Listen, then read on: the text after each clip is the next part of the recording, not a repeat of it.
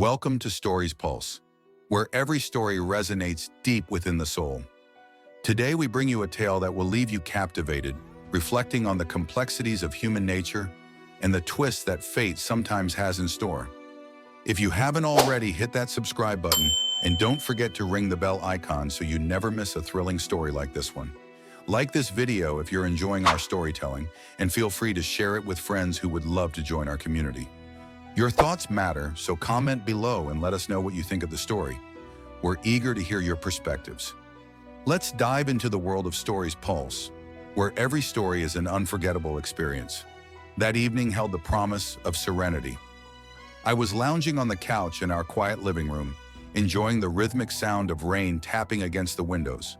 Normally, the house buzzed with activity, but tonight an unusual stillness had settled. My younger sister, Michelle, was out with friends, and her son, Ethan, had vanished into the depths of his teenage world. Only Sophie, our fluffy ginger cat, and I were left to rule this kingdom of silence. I chuckled as I watched Sophie sprawled across the couch like a queen upon her throne, her half-closed eyes conveying a silent message. All is well. Everything is under control. It was a rare moment of peace, and I was determined to enjoy it.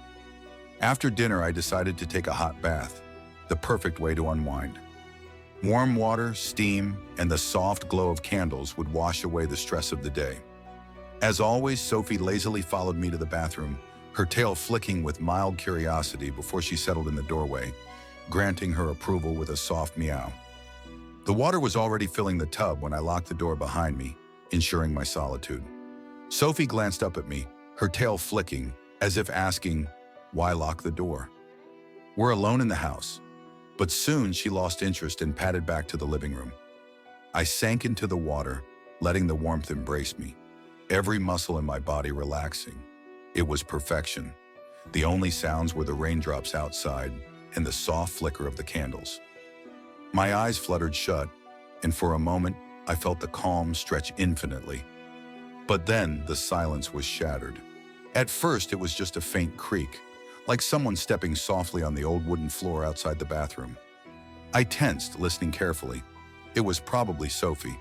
She often roamed the house when I wasn't paying attention to her. I shook it off and tried to relax again, but then the sound came again. This time, it was unmistakable. Footsteps, cautious, deliberate. Someone was approaching the door. A chill ran down my spine. I turned my head toward the door. The thin sliver of light beneath it remained still, and then a shadow, a dark shape that flitted across the light before freezing. My pulse quickened, and then I heard it, breathing, slow, rhythmic, far too close. I swallowed hard. "Who's there?" My voice rang out, louder than I expected, but shaky with the unease building inside me. For a few long seconds, there was nothing. Silence pressed in on all sides. Maybe I'd imagined it. Maybe the house was just settling. But then I heard a voice. "Sorry, Claire, I didn't know you were here." It was Ethan.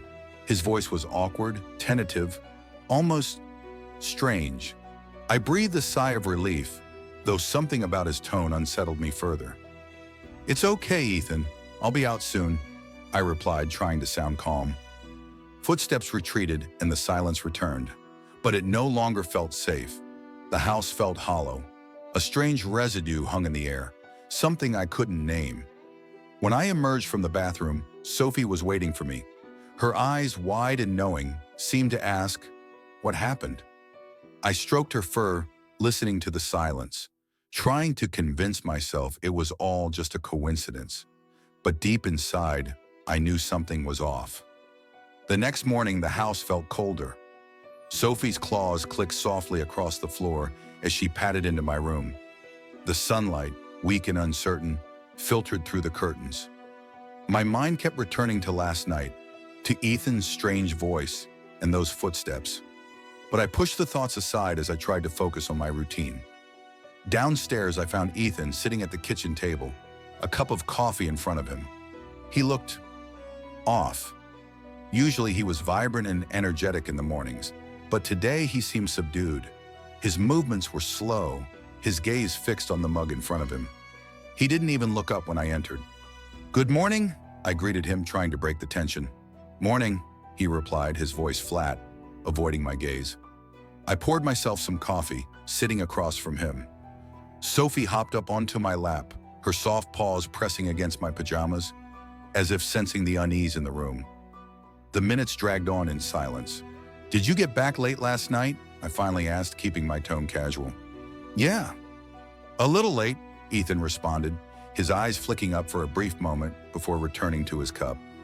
Something in the air had shifted.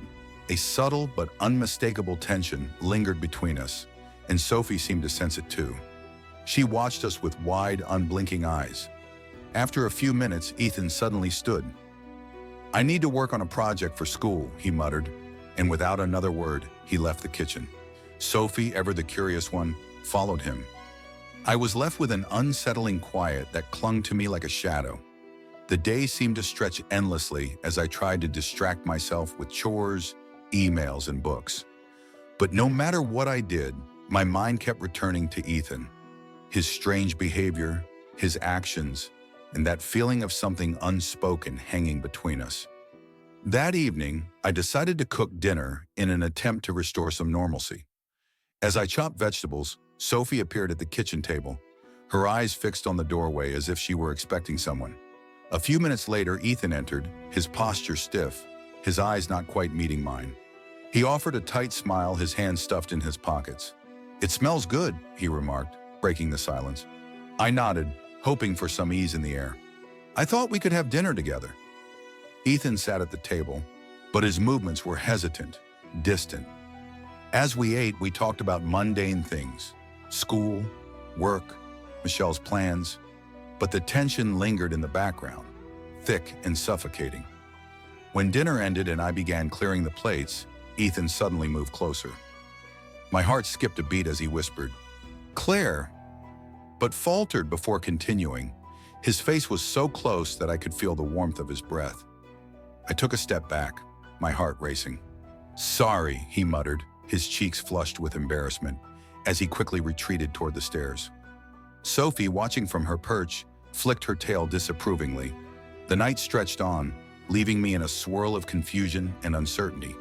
Ethan's behavior felt more like a puzzle I couldn't quite solve.